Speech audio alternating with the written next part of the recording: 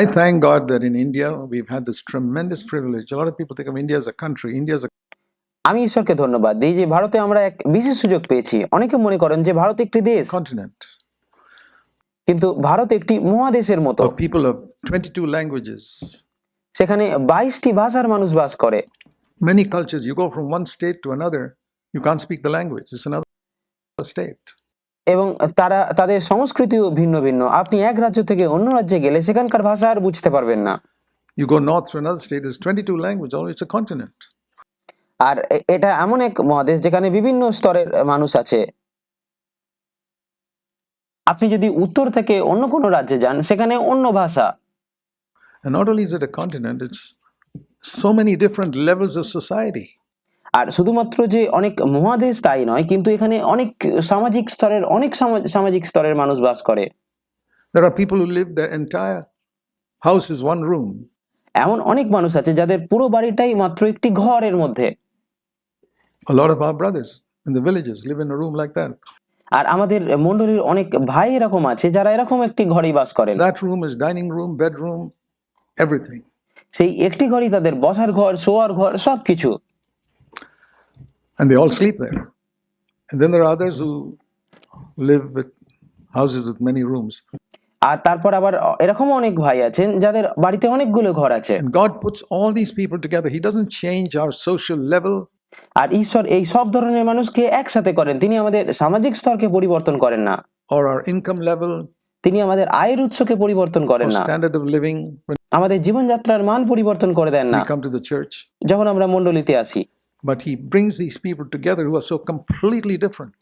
কিন্তু তিনি এই সম্পূর্ণ ভিন্ন ধরনের মানুষদের একত্রিত করেন এবং এক করেন। And makes them one. And for me it's been a tremendous blessing in my life. আর আমার জন্য এটা একটা খুব দুর্দান্ত আশীর্বাদের স্বরূপ। To mingle with people of all different levels. যে আমি এরকম মানুষদের সাথে মেলামেশা করতে পেরেছি যারা বিভিন্ন স্তরের, বিভিন্ন সামাজিক স্তরের। It's one of the privileges which I have, which you don't have here in the United States, because আর এটা এমন একটা সুযোগ যেটা আমার আছে কিন্তু আপনাদের হয়তো নেই মার্কিন যুক্তরাষ্ট্রে। here the standard of living, even though the people sitting here, I mean, there's not much difference between the way the poorest person here lives.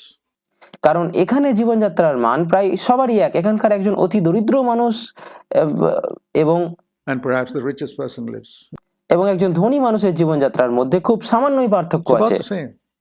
প্রায় সবাই এক। Very minor differences. খুব অল্পই পার্থক্য আছে। own a car, for example. উদাহরণস্বরূপ আপনাদের সবারই গাড়ি আছে। But in India it's so different. কিন্তু ভারতে এটি একবারেই আলাদা। Very, very different. প্রায় অনেকই আলাদা। And social levels, economic levels, different languages, and when God brings them together and makes us a body, it's been সামাজিক স্তর, অর্থনৈতিক অবস্থা, ভাষা সবই ভিন্ন, কিন্তু ঈশ্বর যখন তাদের একত্রিত করেন এবং একটি দেহ তৈরি করেন, tremendous blessing to us. তখন সেটি আমাদের জন্য এক বিশাল আশীর্বাদ স্বরূপ হয়। For me anyway, to be blessed. আমার জন্য বিশেষ করে এটা অনেক আশীর্বাদের। And to all of us. এবং আমাদের জন্য to mingle with people are completely different. I would encourage you, my dear brothers.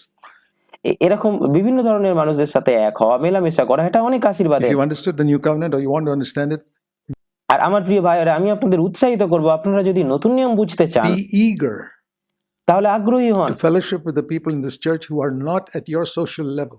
তবে এই মণ্ডলীর এমন লোকেদের সাথে মেলামেশা করতে আগ্রহী হন যারা আপনাদের সামাজিক স্তরের নয়, who are not at your intellectual level, যারা আপনাদের মতো উচ্চ শিক্ষিত নয়, who are not of your race, যারা আপনার জাতির নয়, who are completely different. যারা আপনাদের চেয়ে সম্পূর্ণ আলাদা। Then you will understand something of the wealth there is in the body of Christ. তারপরেই আপনারা খ্রিস্টের দেহে যে সম্পদ আছে সেটাকে বুঝতে Otherwise, পারবেন। it will be theory. You can hear these messages and make all your notes. It won't make the slightest difference next year than it was in the last few years in your life. অন্যথায় আপনারা এই সব আলোচনা শুনবেন আর note নেবেন, কিন্তু আপনাদের জীবনে এটা বিন্দু মাত্র পরিবর্তন আসবে না আর আনবে না আগামী বছরগুলোতে। So this is very practical. সুতরাং এটা খুব বাস্তব একটা বিষয়। That's the first thing I want to say about the body of Christ. It's খ্রিস্টের দেহ সম্পর্কে আমি এটা প্রথম বলতে চাই, not true in the Old Testament. যেটা পুরাতন নিয়মে ছিল না। Everybody was a Jew. সেখানে সবাই জিহুদি ছিল। A synagogue of 150 people like this. আর সেখানে 150 জনের একটি সমাজগৃহ থাকলে Everybody was a Jew. They সবাই জিহুদি হতো সেখানে, all spoke the same language. সবাই একই ভাষায় কথা বলতো। Very easy to fellowship. সেখানে সবার একে অপরের সাথে মেলামেশা করা খুব সহজ ছিল। That is old covenant. সেটা ছিল পুরাতন নিয়ম। So when we move in that direction, we are in old covenant. সুতরাং আমরাও যখন সেরকম ভাবেই চলি তখন আমরা পুরাতন নিয়মের অধীনেই আছি। The other passage I want to show you is from Ephesians chapter 4. আর অন্য একটা শাস্ত্রাংশ যেটা আমি দেখাতে চাই সেটা হচ্ছে এফেসীয় 4 অধ্যায় থেকে। In Ephesians 4, it speaks about how Christ builds the body. এফেসীয় 4 অধ্যায়ে প্রভু যীশু খ্রিস্ট কিভাবে মণ্ডলী গঠন করেন সেটা তিনি বলছেন। As opposed to a congregation. There's a difference একটি দলের বা একটি সবার থেকে মণ্ডলী কিভাবে আলাদা সেটা তিনি সেখানে ব্যাখ্যা করছেন। in a congregation, which is a group of people. The Old Testament had 2 million people, Jews. আর সভা বলতে একটি দল বা একটি গোষ্ঠীকে বোঝায়। পুরাতন নিয়মে সেখানে 2 লক্ষ মানুষ ছিল, 20 লক্ষ মানুষ ছিল, But it was a congregation. কিন্তু সেটা একটা গোষ্ঠী ছিল, সভা ছিল, সমাবেশ ছিল। A body, what is the, before I come to Ephesians, আর দেহ বলতে কি? what is the size of a true church? একটা মণ্ডলীর প্রকৃত গঠন কেমন? What makes a church? 20 people? প্রকৃত আকার বা প্রকৃত সদস্য সংখ্যা কত হওয়া উচিত একটি মণ্ডলীর? 20 জন 100 people? নাকি 100 জন? When do we call it a church? কতজন মানুষ হলে আমরা তাকে একটি মণ্ডলী বলি? Well, Jesus told us that in Matthew chapter 18. Matthew chapter 18 and verse 20. যিশু আমাদের মথি 18 অধ্যায় 20 পদে বলেছেন, This is the minimum size of a church. যে এটা হচ্ছে একটি মণ্ডলীর সবথেকে কম ছোট আকার। Where 2 or 3 are gathered together in my name, I'm there in the midst. Now, তিনি বলছেন যেখানে 2 কিংবা 3 জন আমার নামে একত্রিত হয় সেখানে আমি তাদের মধ্যে উপস্থিত থাকি। there are a number of things in that verse. আর এই পদটির মধ্যে বেশ কিছু বিষয় আছে। If Christ himself, the person of the risen Christ, যদি প্রভু যীশু খ্রিস্ট স্বয়ং, পুনরুত্থিত যীশু স্বয়ং is not in our midst, this যদি আমাদের মধ্যে না is থাকেন not a church. তাহলে সেটা কোনো মণ্ডলী নয়। We have to make sure that আমাদের এটা নিশ্চিত করতে হবে যে Christ himself is welcome here. যে প্রভু যীশু খ্রিস্টকে স্বয়ং এখানে আমন্ত্রিত জানানো হচ্ছে। That the leadership of this church ensures that this church is run in such a way that Jesus Christ feels perfectly comfortable here. এবং মণ্ডলীর নেতৃত্ব যেন এটা নিশ্চিত করে যে মণ্ডলীটি এমনভাবে পরিচালিত হচ্ছে যাতে প্রভু যীশু খ্রিস্ট এখানে থাকতে স্বাচ্ছন্দ্য বোধ করেন। Everything that goes on. যা কিছু এখানে হয় তিনি সেই সমস্ত কিছু দেখতে পারেন। And the primary thing he looks for আর তিনি মূলত যে বিষয়টি দেখেন is that everyone seeks to live with a clear conscience. যে এখানে থাকা প্রত্যেকটি মানুষ একটি সূচি, শুদ্ধ, পরিষ্কার বিবেক নিয়ে বাঁচার চেষ্টা করছে কিনা। Even if it's a new Christian or a very mature Christian. সেটা একজন নতুন খ্রিস্ট বিশ্বাসী হোক কি একজন প্রাচীন খ্রিস্ট বিশ্বাসী হোক, He must keep his conscience clear. তাকে অবশ্যই তার বিবেক পরিষ্কার রাখতে হবে। It's a minimum requirement. এটা সব থেকে কম প্রয়োজনীয় বিষয়, এটা সব থেকে আবশ্যক বিষয়। I am in the midst where 2 or 3 are gathered together. Now, তিনি বলছেন যেখানে 2 কিংবা 3 জন আমার নামে একত্রিত হয় সেখানে আমি উপস্থিত থাকি। people tend to read the Bible carelessly, not only here. আর মানুষ সাধারণত বাইবেল খুব অসতর্কভাবে পড়ে। It's not where 2 or 3 people gather. আর এখানে পদটি এমন বলেনি যেখানে 2 বা 3 জন একত্রিত হয় Together.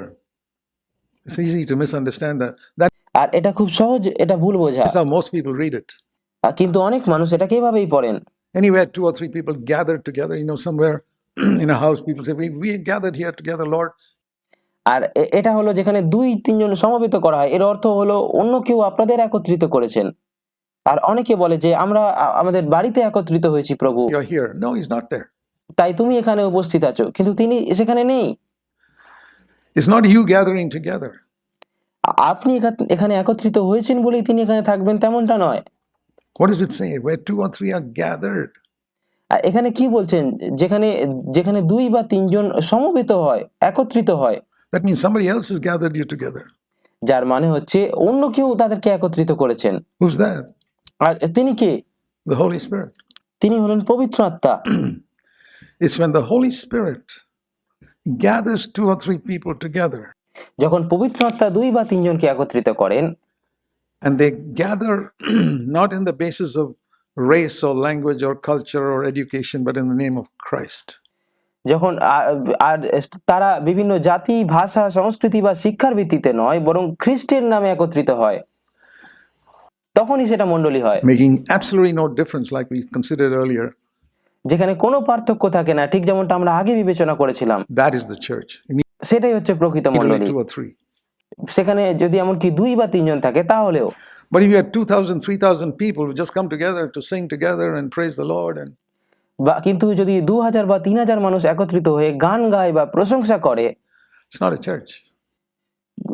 তাহলে সেটা মণ্ডলী নাও হতে পারে। They're not gathered by the Holy Spirit. যদি তাদেরকে পবিত্র আত্মা একত্রিত না করেন, যদি তারা পবিত্র আত্মার দ্বারা একত্রিত না হয়, Christ is not the center thing there, এবং খ্রিস্ট যদি সেখানে কেন্দ্র না হন, center person there. সেখানে তিনি মূল বিষয় না হন, তাহলে সেটা প্রকৃত মণ্ডলী নয়। That's the first thing I want you to see there, and আর এটাই প্রথম বিষয় যেটা আমি চাই আপনারা দেখুন। it speaks here about 2 or 3 gathered together in His name আর এখানে বলছে যে যেখানে ২ বা ৩ জন আমার নামে একত্রিত হয় in fellowship. সহভাগিতার জন্য। Now we can move to Ephesians 4, where it speaks about the body of Christ again. এখন আমরা এফেসীয় ৪ অধ্যায়ে যেতে পারি, যেখানে খ্রিস্টের দেহ সম্পর্কে কথা বলা হচ্ছে। See, some of these things are all written here, but we haven't read them carefully. দেখুন, এখানে অনেক বিষয় লেখা আছে, কিন্তু আমরা সেগুলোকে সতর্কতার সাথে পড়িনি। A church cannot be built. I believe the church is born. একটা মণ্ডলীকে নির্মাণ করা যায় না, আমি মনে করি একটি মণ্ডলীর জন্ম হয়। You know, the difference between being born, a building can be built. আর আপনারা কি জানেন, জন্ম নেওয়ার মানে কি? একটি বিল্ডিং বা একটি ভবন তৈরি করাই যায়। That's also a picture of a church. সেটাও একটা মণ্ডলীর চিত্র। But a real church is something born, and usually somebody has to have a burden for it. You know, কিন্তু একটা প্রকৃত মণ্ডলী জন্ম নেয়, কারোর মধ্যে এটার জন্য একটা আর্থিক বোঝা থাকা দরকার। the church is a body. How is a human body born? কারণ মণ্ডলী একটি দেহ, আর কিভাবে একটি দেহের জন্ম হয়? You can't build a baby. আপনি একটি শিশুকে গঠন করতে পারবেন না, তৈরি করতে পারবেন না। A baby has to be born. একটি শিশুর জন্ম হতে হবে, তবেই সে থাকবে। And it comes just like Jesus said, 2 or 3 are gathered together. ঠিক সেরকমই যেমনটা যিশু বলেছিলেন, ২ বা ৩ জন সমবেত হয়, একত্রিত A হয়। husband and a wife, 2 come together, স্বামী ও স্ত্রী একত্রিত হয়, the baby is born. তখন শিশুর জন্ম হয়। And that it comes through a baby born in the womb and comes forth to birth. So আর এটা গর্ভধারণ এবং তারপর শিশুর ভূমিষ্ঠ হওয়ার মাধ্যমে ঘটে।